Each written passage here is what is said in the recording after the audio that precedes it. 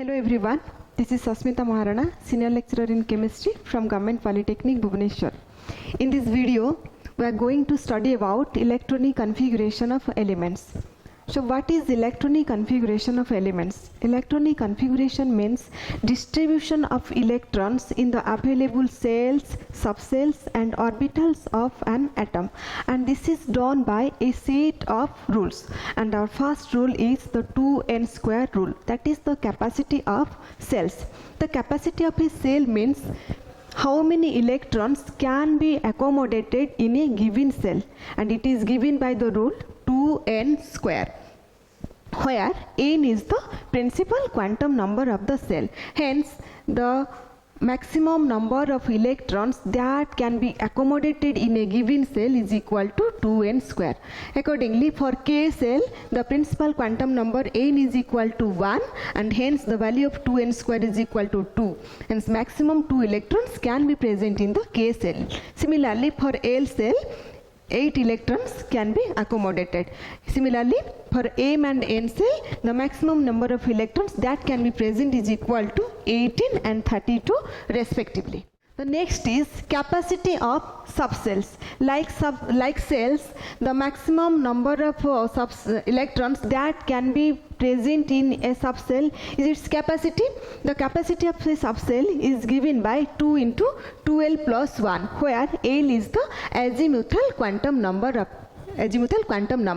We know that for a subcell, the azimuthal quantum number L is equal to 0, for P it is 1, for D subcell the value of L is equal to 2, and for F it is equal to 3. Accordingly, the capacity of A subcell is equal to 2 and that of P subcell is equal to 6. Similarly, for D and F subcell, the capacities are 10 and 14 respectively. The next is capacity of orbitals. Irrespective of the type of the orbital, the maximum number of electrons that can be present in an orbital is always equal to 2.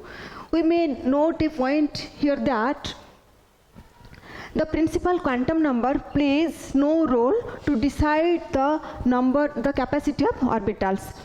Hence, always the capacity of orbital is equal to 2. It can accommodate maximum 2 electrons.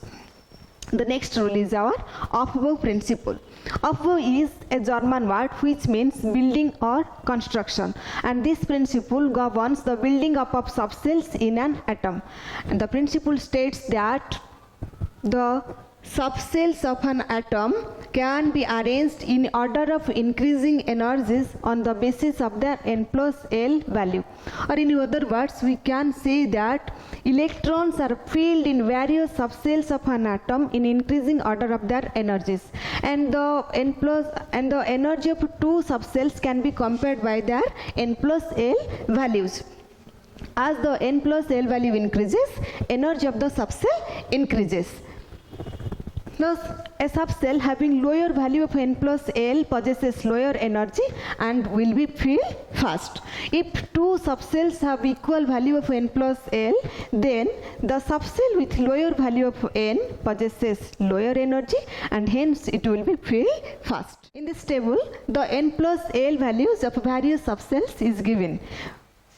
For 1A subcell, value of n is equal to 1 and that value of L is equal to 0, hence the n plus L value is equal to 1. Similarly, for 2As, it is equal to 2.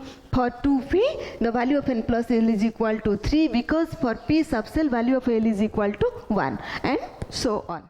It is clear from the table that we can arrange different subcells in increasing order of their energy as 1S, then 2S, then 2P, 3S, 3P, 4S, 3D and so on. We can also diagrammatically represent it as, this is the diagram, we can diagrammatically represent it as 1S, 2S, then 2P, then 3S, 3P, 4S, 3D and so on. Now, let us take some examples. Consider the electronic configuration of sodium atom. We know the atomic number of sodium is 11, hence there are 11 electrons. We have to distribute these 11 electrons in different subcells as per Aufbau principle. Thus the electronic configuration of sodium is 1s2, 2s2, 2p6, 3s1. Since the capacity of S subcell is to accommodate 2 electrons, maximum 2 electrons can be present in the S subcells. Similarly, P subcell is given 6 electrons and the remaining 1 electron will be given to the 3s subcell. Hence the configuration is 1s2, 2s2, 2p6, 3s1. Similarly, electronic configuration of some other elements are given here. Now take the case of calcium. Calcium, atomic number of calcium is 20, hence 20 electrons are distributed in various subcells as per the above principle. Hence the configuration is 1s2, 2s2, 2p6, 3s2, 3p6 and 4s2. Similarly, for titanium it is 1s2, 2s2, 2p6, 3s2, 3p6, 4s2, 3d2. A question may arise in our mind that why the 4s subcell is filled before the filling up of the 3d subcell. The 4s subcell has lower value of n plus L, and this can be explained on the basis of n plus L values. Let us see. The n plus L values for 4s subcell is equal to 4 because for 4s subcell value of n is equal to 4 and for A subcell azimuthal quantum number L is equal to 0. Hence n plus L value gives 4. Similarly, for 3D subcell the value of n plus L is equal to 5. Since the n plus L value for 4s subcell is less than that of 3D subcell, 4s subcell possesses lower energy and hence it will be filled before the filling up of the 3D subcell. Thus, using above principle, we can write the electronic configuration of elements up to the level of subcells. But when the electrons are to be distributed in orbital, above principle is not sufficient to explain how the electrons will be distributed in various orbitals, and this problem is solved by Horn's rule of maximum multiplicity. So next come to the rule, Horn's rule of maximum multiplicity. The rule states that the degenerate orbitals of a subcell are singly filled before any electron pairing takes place. In other words, we can say that no electron pairing takes place in the degenerate orbitals of a subcell until each degenerate orbital is singly occupied. Thus, according to this rule, each degenerate orbital will be given single electron each, and then if any excess electron remains, it will be paired up. It will be paired up in the degenerate orbitals. Thus, we know electrons are negatively charged particles. Electron pairing means placing 2 electrons in a given orbital. When we place 2 electrons in a given orbital, repulsive force will act between the 2 negatively charged electrons. In order to overcome that repulsive force, some extra energy will be spent. Hence, 2 electrons placed in the same orbital will have higher energy than 2 electrons placed singly in 2 degenerate orbitals. So on the basis of the general principle, lower the energy, higher is the stability, 2 singly filled degenerate orbitals are more stable than one of these orbitals being doubly filled. Let us take an example. Consider the p orbitals of a p subcell. We know there are 3 types of p orbitals: px, py and pz orbitals, and each of these orbitals, each of these px, py and pz orbitals are of equal energy and hence are known as degenerate orbital, and the capacity of a p subcell is to accommodate 6 electrons. When the p subcell is given less than 6 electrons, how these electrons will be distributed in the px, py and pz orbitals will be decided by Horn's rule. According to Horn's rule, if less than 6 electrons are present in the p subcell, then first 3 electrons will be singly filled in the 3 degenerate px, py and pz orbitals, and if excess electron remains, it will be paired up. Now let us take the example of nitrogen. We know The atomic number of nitrogen is 7. Hence, according to above principle, its electronic configuration should be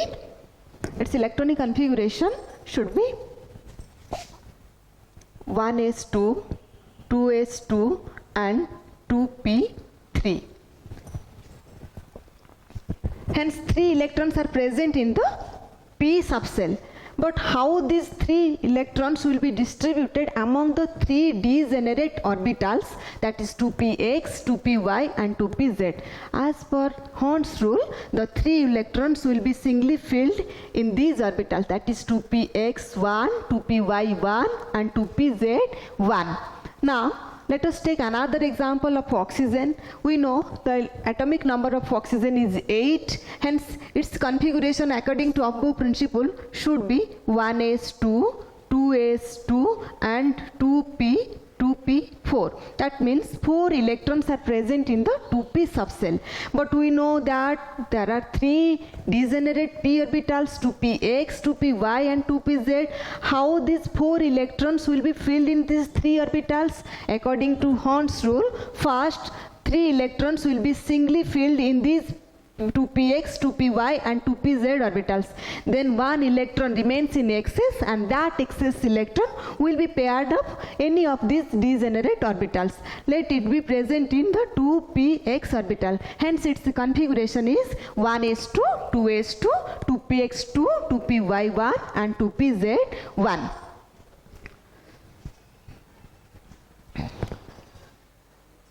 Now, let us discuss some exceptional cases of electronic configuration. That means extra stability associated with half-filled and fully filled configurations.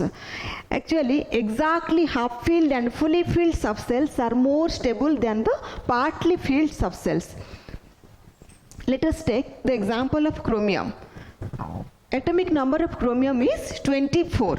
As per above principle, its expected electronic configuration is 1s2, 2s2, 2p6, 3s2, 3p6, 4s2, 3d4. But instead of this configuration, chromium acquires the configuration of 4s1, 3d5 by transfer of 1 electron from the 4s subcell to the 3d subcell. We can see here, the expected electronic configuration of a chromium is 4s2, 3d4, but 1 electron from the 4s subcell gets transferred to the 3d subcell. Hence, the 3d subcell gains exactly half-filled configuration. That is, it acquires exactly half-filled configuration of 3d5, and we know that exactly half-filled configuration is more stable than the partly filled configuration. Similarly, we can take the configuration of copper. The example of copper. The atomic number of copper is 29. Hence, its electronic configuration is expected to be 4s2, 3d9. But instead of 4s2, 3d9, it acquires the configuration 4s1, 3d10. This is because 1 electron gets transferred from the 4s subcell to the 3d subcell. Hence, 3d subcell contains 10 electrons. That is, it acquires the complete filled configuration, that is fully filled configuration. It is not exactly half filled or fully filled, but this configuration is exactly fully filled configuration. And these are the 2 cases of exceptional configuration, that is chromium and copper. Thus, whenever there is a scope to acquire the exactly half-filled or fully filled configuration by transfer of 1 electron from the preceding subcell, such transfer will surely take place in order to acquire the half-filled or fully filled configuration, which is associated with extra stability. Hence, the electronic configuration of a chromium is 4s1, 3d5, and that of copper is 4s1, 3d10. So these are the 2 exceptional cases